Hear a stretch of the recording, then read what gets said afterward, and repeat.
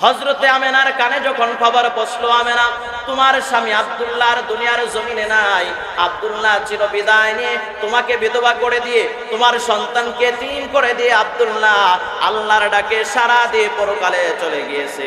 যখন আমেনার কারণে কানের ভিতরে খবরটা পৌঁছেছে, হযরতে আমেনা আসমানের দিকে তাকাইয়া চোখের পানিগুলা ছেড়ে দিয়া আল্লাহকে ডাক দিয়া বলে, ওগো আল্লাহ,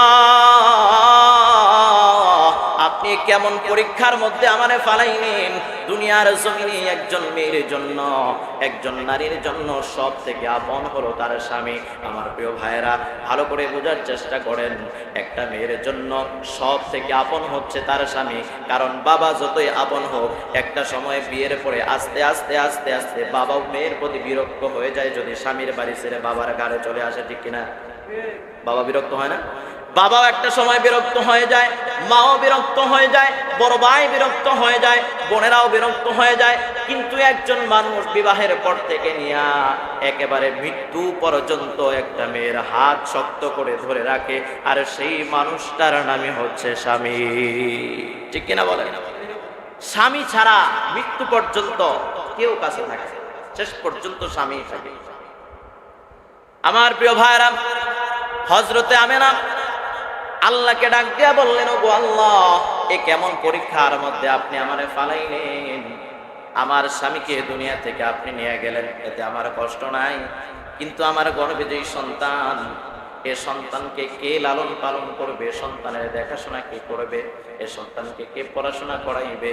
শুধু তাই নয়, এ সন্তান যখন বড় হবে, যখন বুঝবান হবে, বুঝমান হওয়ার পরে যখন আমাকে জিজ্ঞাসা করবে, মাগো আমার আব্বা কোথায়, আমার আব্বারে তো দেখি না, তখন আমি আমার এই সন্তানকে কি জবাব দেব গো আল্লাহ? আমার প্রিয় মুসলমান ভাইরা, আল্লাহ রাব্বুল আলামিন হযরতে আমেনাকে যেন আসমান থেকে ডাক দিয়া বললেন, আমেনা রে, টেনশনের কোনো কারণ নাই, চিন্তার কোনো কারণ নাই, তোমার সন্তানের সমস্ত দায়িত্ব আমি আল্লাহর।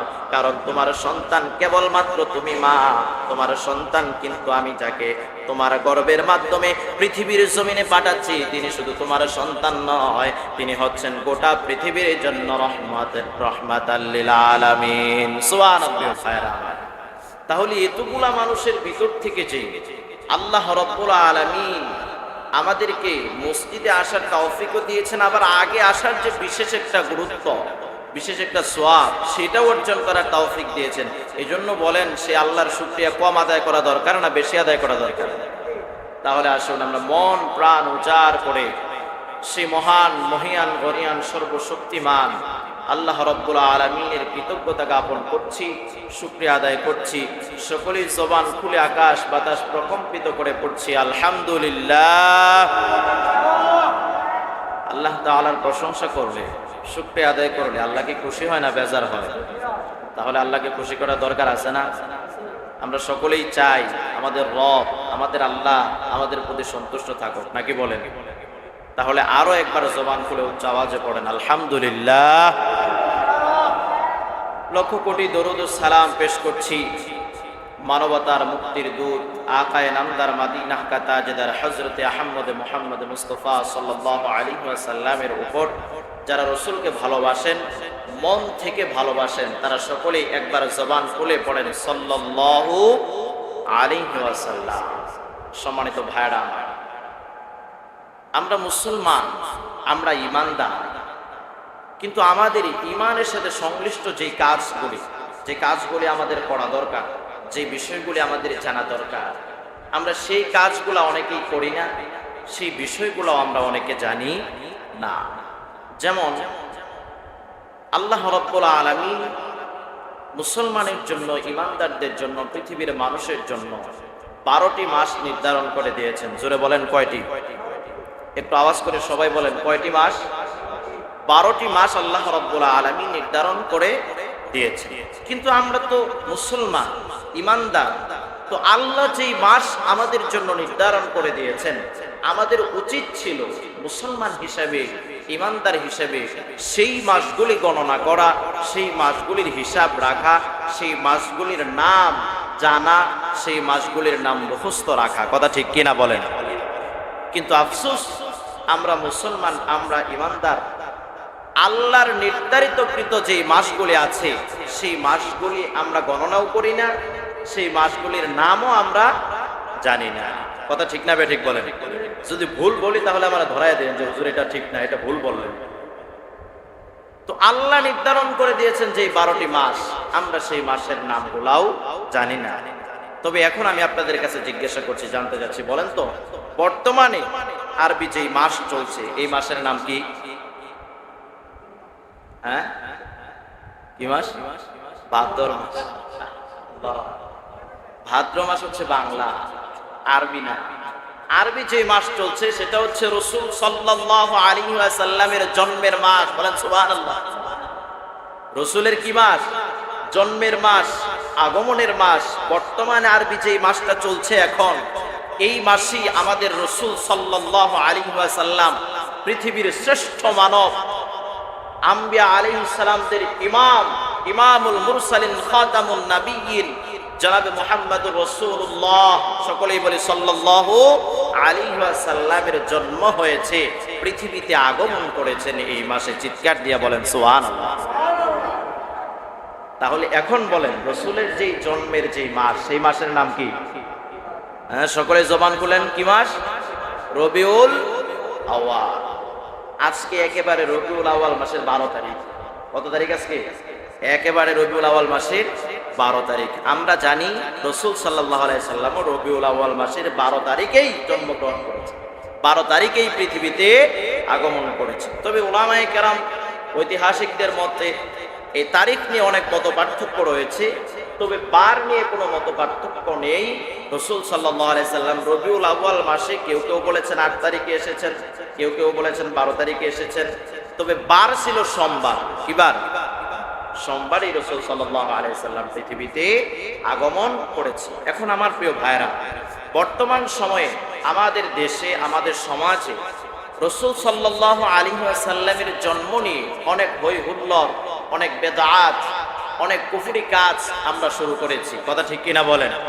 রাসূলের জন্ম বৃত্তান্ত নিয়েও আমরা অনেক ধরনের বেদাত সমাজে করে থাকি, যে কাজগুলা করা একজন মুসলমান, একজন ইমানদারের জন্য মোটেও উচিত নয়। যেমন আমরা পালন করি ঈদে মিলাদুন নবী সাল্লাল্লাহু আলাইহি ওয়াসাল্লাম। দেখেন আমার প্রিয় ভাইরা, রাসূল সাল্লাল্লাহু আলাইহি ওয়াসাল্লামের জীবনের 2টা দিক। জোরে বলেন, কয়টা দিক? একজনও জবান বন্ধ করে বসে থাকবেন না, সকলে আওয়াজ দেন, কয়টা দিক?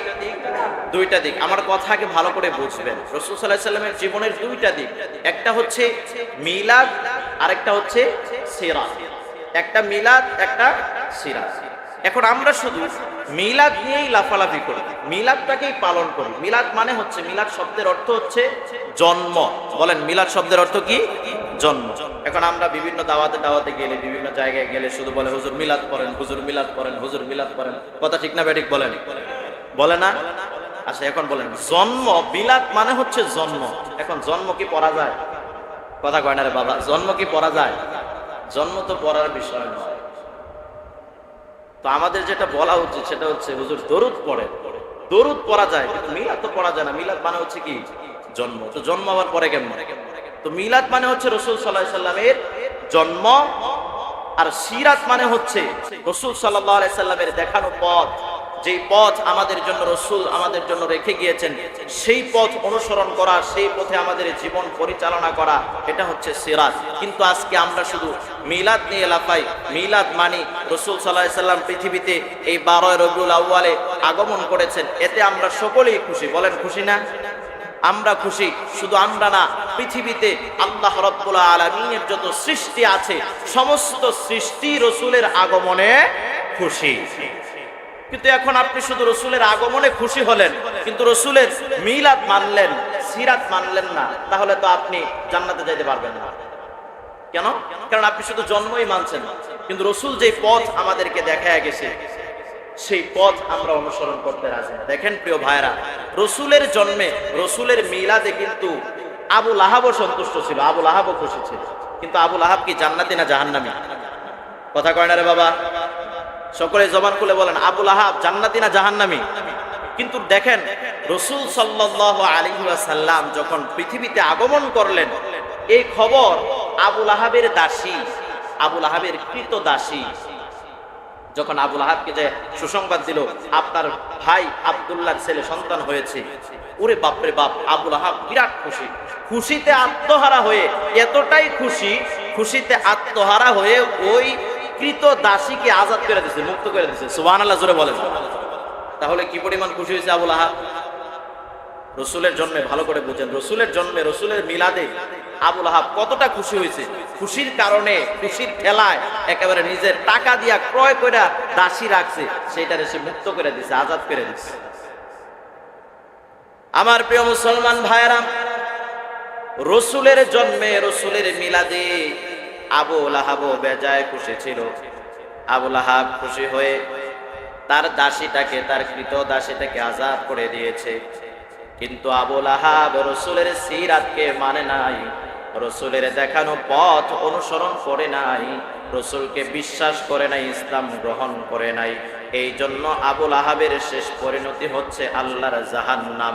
আমার প্রিয় মুসলমান ভাইরা, ঠিক তেমনি আমাদের সমাজেও যেই সমস্ত মানুষগুলা শুধু রসুলের জন্মে খুশি, রসুলের মিলাদে খুশি, মিলাদ নিয়ে লাফায়, কিন্তু রসুলের সিরাত মানে না, রসুলের সিরাত, রসুলের দেখানো পথ অনুযায়ী তারা তাদের জীবনটাকে পরিচালনা করে না।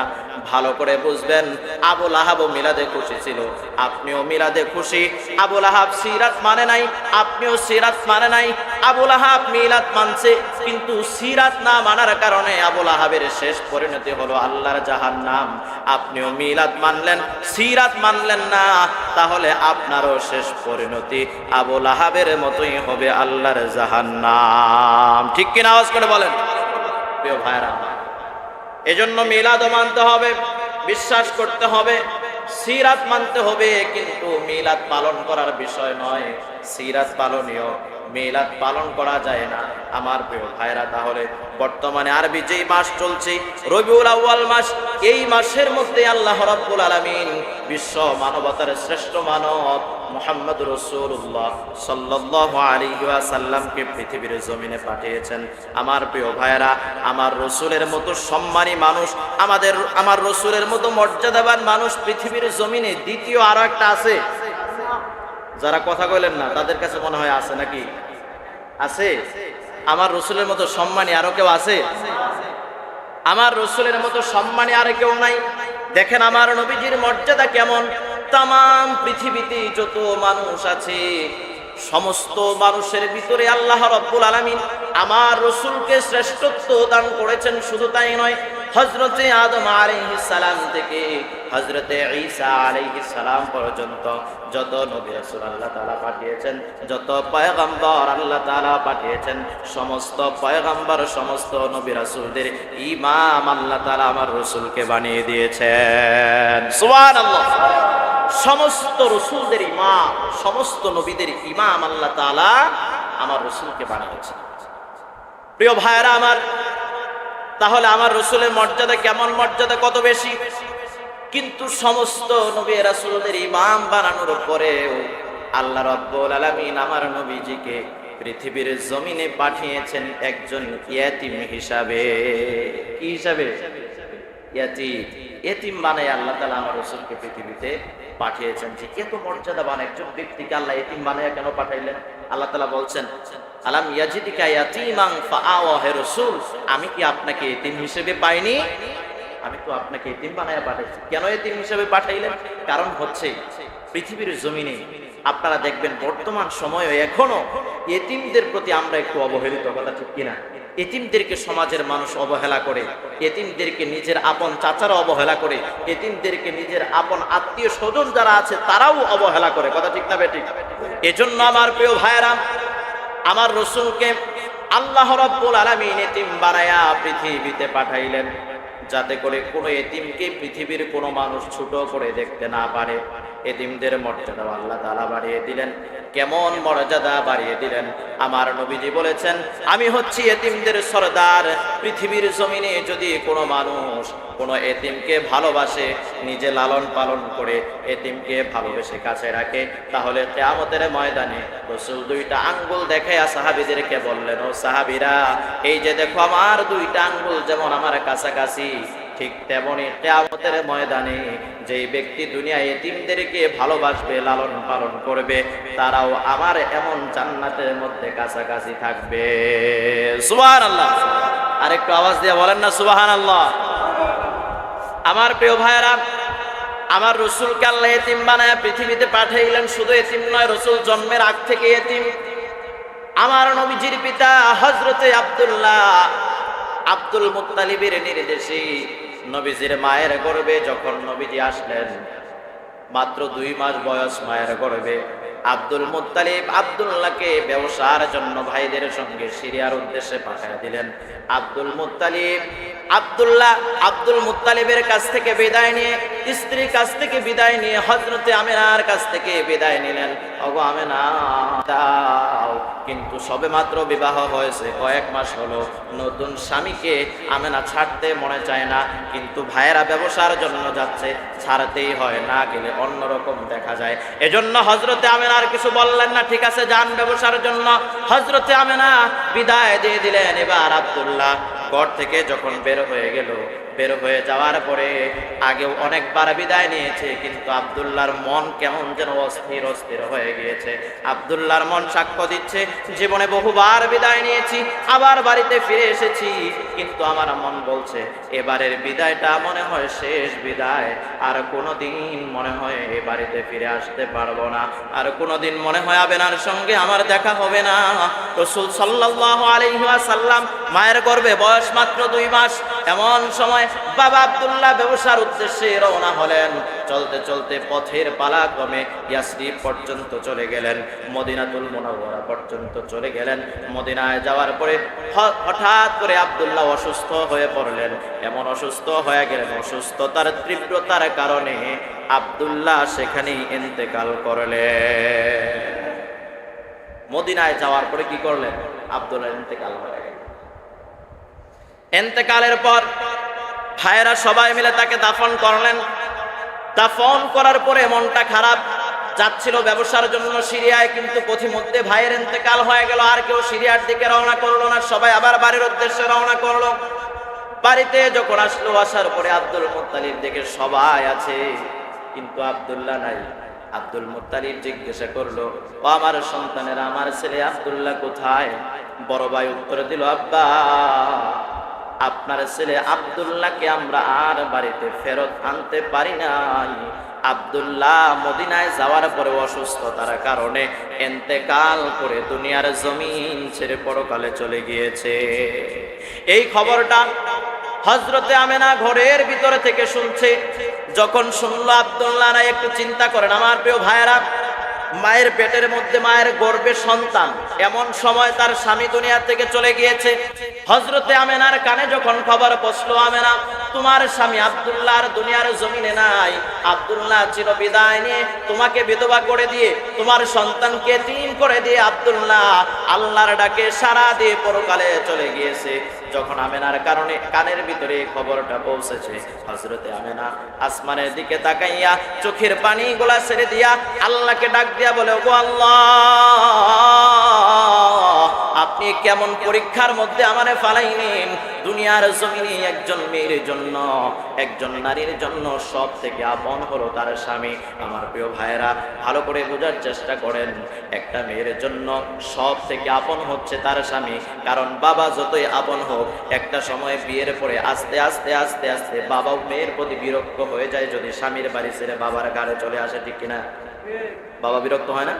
বাবাও একটা সময় বিরক্ত হয়ে যায়, মাও বিরক্ত হয়ে যায়, বড় ভাই বিরক্ত হয়ে যায়, বোনেরাও বিরক্ত হয়ে যায়। কিন্তু একজন মানুষ বিবাহের পর থেকে নিয়ে একেবারে মৃত্যু পর্যন্ত একটা মেয়ের হাত শক্ত করে ধরে রাখে, আর সেই মানুষটার নামই হচ্ছে স্বামী, ঠিক কিনা বলেন?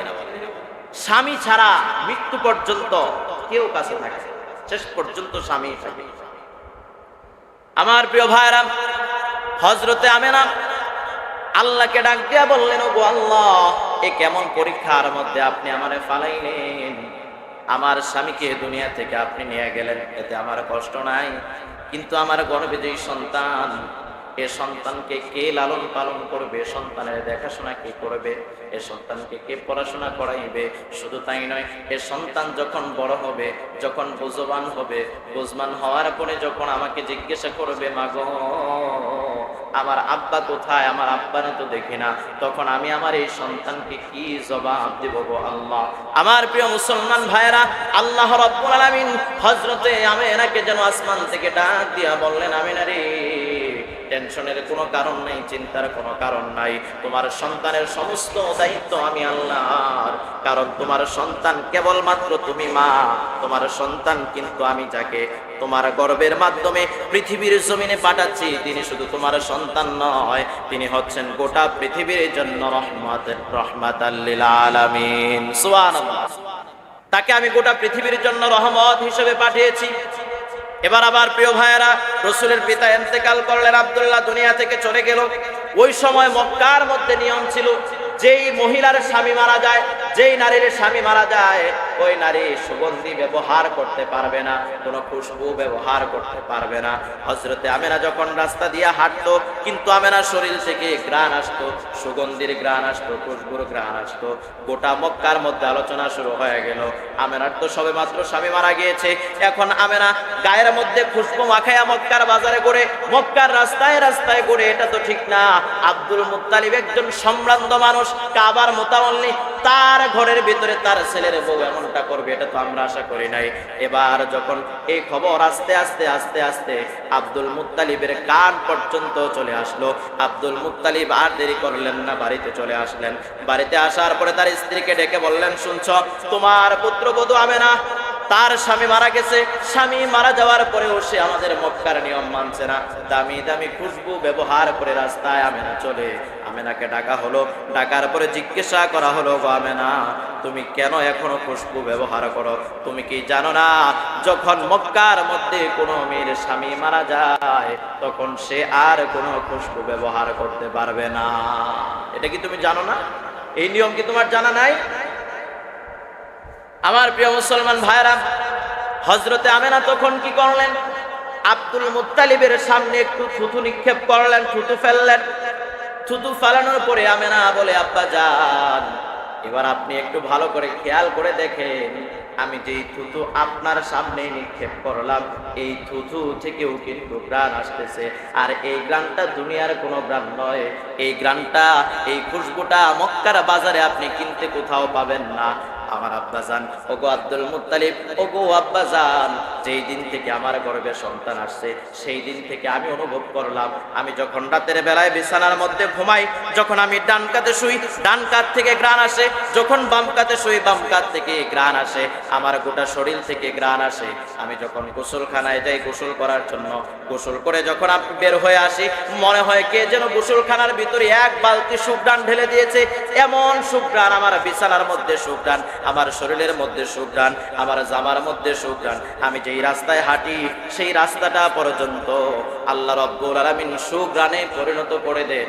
এইটা আমার কোনো ক্রেডিট না, এইটা আমার গর্বে আল্লাহ তাআলা যাকে পাঠাইতেছেন, এটা হচ্ছে তার ক্রেডিট। সুবহানাল্লাহ। আমার প্রিয় ভাইরা, তাহলে একটু বুঝেন আমার রসুলের মর্যাদাটা কেমন। রসুল সবেমাত্র গর্ভে আসছে, পেটের মধ্যে আসছে, রসুল পেটে আসার কারণে আল্লাহ রাব্বুল আলামিন মায়ের সবকিছুকে সুঘ্রাণে পরিণত করে দিয়েছেন।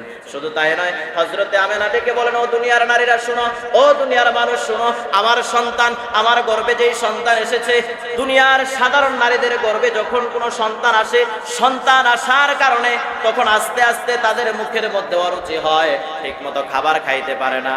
কিন্তু ও দুনিয়ার নারীরা শোনো, আমার গর্ভে যখন সন্তান এসেছে, জীবনে কোনো দিন আমার মুখে অরুচি হয় নাই। সুবহানাল্লাহ।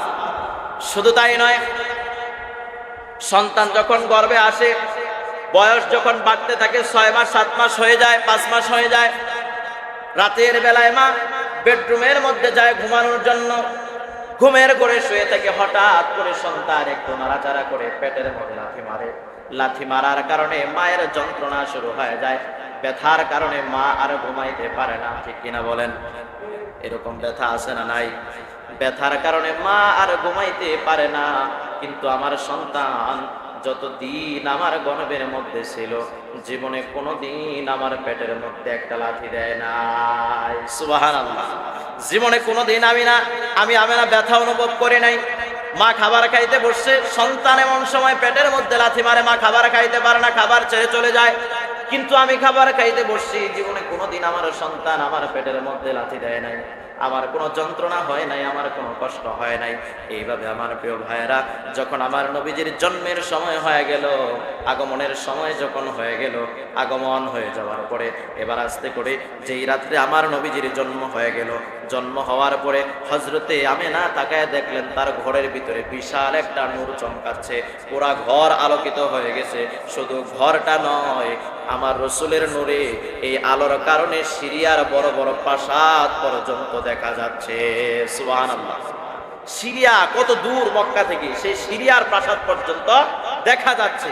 তৎকালীন সময় যখন রসুলের আগমন হলো, রসুলের জন্ম হলো, তৎকালীন সময়ে সব থেকে শক্তিশালী পরাশক্তি ছিল কেসরা কায়সার, রোম আর পারস্য, এই দুইটা রাষ্ট্র ছিল সব থেকে বেশি শক্তিশালী। তো কেসরার মধ্যে একটা অগ্নি প্রজ্বলিত ছিল, আগুন জ্বলমান ছিল, যে আগুনটা 1000 বছর যাবত জ্বলছিল। কত হাজার বছর? জোরে আওয়াজ করে বলেন, কয় হাজার বছর? 1000 বছর পর্যন্ত সেই আগুনটা জ্বলতেই আছে, জ্বলতেই আছে। কত বৃষ্টি হয়, ঝড় তুফান হয়, কিন্তু আগুন আর নিবে না। কিন্তু প্রিয় ভাইরা আমার, যেই দিন ওই আগুনটা কি করতো, ওই আগুনের কাছে মানুষ যায় যায় তাদের মাথা নত করতো, ওই আগুনের পূজা করতো, আগুনকে সিজদা দিত। কিন্তু আমার রসুল যেই দিন আগমন করলেন, যেই দিন পৃথিবীতে আসলেন, রসুল কোনো কাজ করেন নাই, কাউকে দাওয়াত দেন নাই, কিচ্ছু বলেন নাই, কোনো সৈন্য সামন্ত পাঠান নাই আগুন নেবানোর জন্য।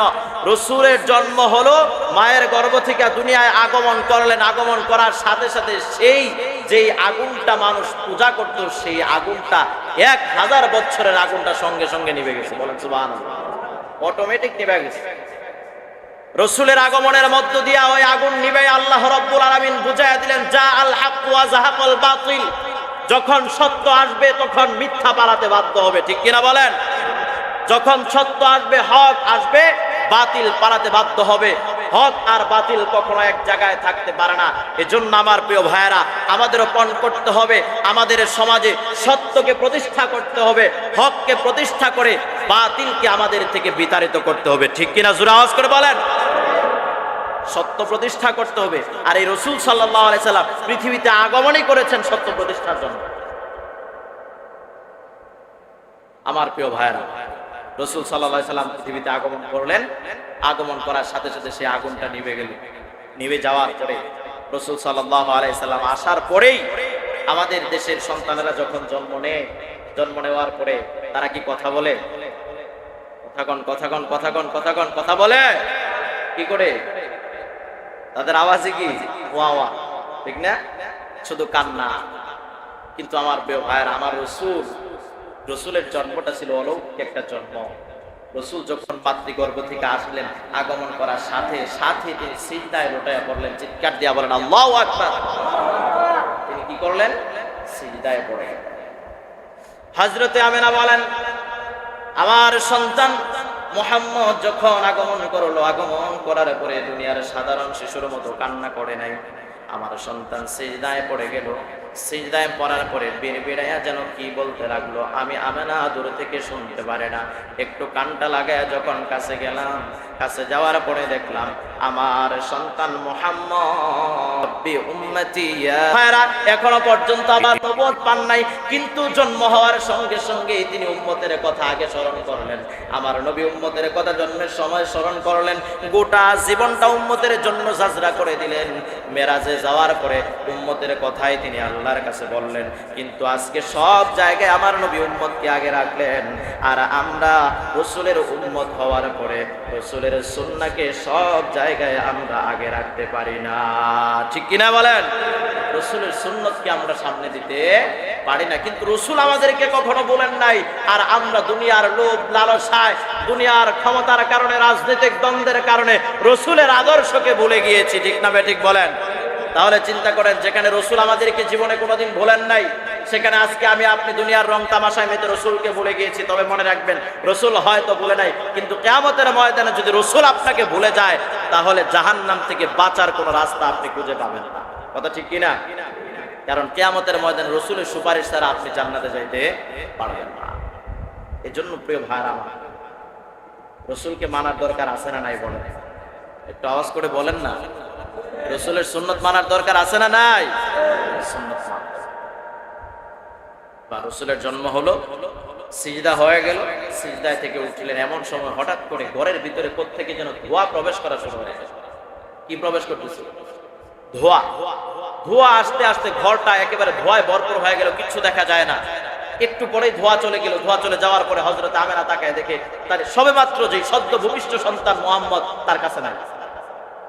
বলেন, মা এত কষ্ট করে সন্তান জন্ম দিল, এখন যদি মা দেখে যে সন্তান কাছে নাই, মায়ের মন কি স্থির থাকবে? মায়ের মনে কোনো শান্তি থাকবে? শান্তি। হযরতে আমেনা যখন তাকায় দেখলো তার কাছে সদ্য ভূমিষ্ঠ সন্তানটা নাই, তখন আমেনা চিৎকার করতে লাগলো, তোমরা কে, কোথায় আছো? আমার সন্তানকে খুঁজে পাচ্ছেন, একটু আমার সন্তানকে আমার কাছে এনে দাও। আমেনা যখন কাঁদতে লাগলো, আল্লাহ রাব্বুল আলামিন আরশে আজিম থেকে ডাক দেয়া বললেন, আমেনা রে, কাঁদিস না, কাঁদিস না, একটু পরেই তোর সন্তানকে তোর কাছে আবার ফিরিয়ে দিব। তোর সন্তান তো জন্ম নিয়েছে, কিন্তু তোর সন্তানকে দেখার জন্য আসমানের ফেরেশতারা অপেক্ষায় অপেক্ষমান। দুনিয়ার মধ্যে আমার যত মাখলুক আছে, সমস্ত মাখলুক তোর সন্তানকে একটা নজর দেখার জন্য আমি আল্লাহর কাছে ফরিয়াদ করেছে। ওরে আমেনা, তোর সন্তানকে দুনিয়ার মানুষকে দেখানোর জন্য, দুনিয়ার সৃষ্টিকে দেখানোর জন্য, আসমানের ফেরেশতাকে দেখানোর জন্য আমি নিয়ে এসেছি। হযরতে জিবরাইলের মাধ্যমে এবার আমার নবীজিকে নিয়ে প্রথম আসমানে যাওয়া হলো। প্রথম আসমানে সমস্ত ফেরেশতাদের সঙ্গে পরিচয় করায়া দেওয়া হলো। দ্বিতীয় আসমানে যাওয়া হলো। তৃতীয়, চতুর্থ, পঞ্চম, সপ্তম আসমান পর্যন্ত চলে গেলেন। লাউহে মাহফুজ পর্যন্ত চলে গেলেন। লাউহে মাহফুজে যাওয়ার পরে আসমানের ভ্রমণ যখন শেষ হয়ে গেল, আসমানের ভ্রমণ শেষ হওয়ার পরে এবার রসুলকে জমিনের মধ্যে নিয়ে আসলেন। উত্তর থেকে দক্ষিণ মেরু পর্যন্ত, পূর্ব থেকে পশ্চিম প্রান্ত পর্যন্ত যত মাখলুক আছে, যত সৃষ্টি আল্লাহর আছে, একেবারে আসমানের ফেরেশতা থেকে নিয়ে পানির নিচে মৎস্য পর্যন্ত সমস্ত মাখলুকের সঙ্গে আল্লাহ রাব্বুল আলামিন আমার রসুলকে পরিচয় করায়া দিলেন। আর সমস্ত মাখলুককে জানায়া দিলেন, ও দুনিয়া মাখলুকের আমার সৃষ্টিরা শোনো, এটা হচ্ছে তোমাদের জন্য রহমত, আর ইনি হচ্ছে তোমাদের জন্য রাহমাতাল লিল আলামিন। কিয়ামতের ময়দানে যাতে করে কোনো মাখলুক বলতে না পারে যে এই ব্যক্তিকে আমরা চিনি না। সুবহানাল্লাহ বলেন।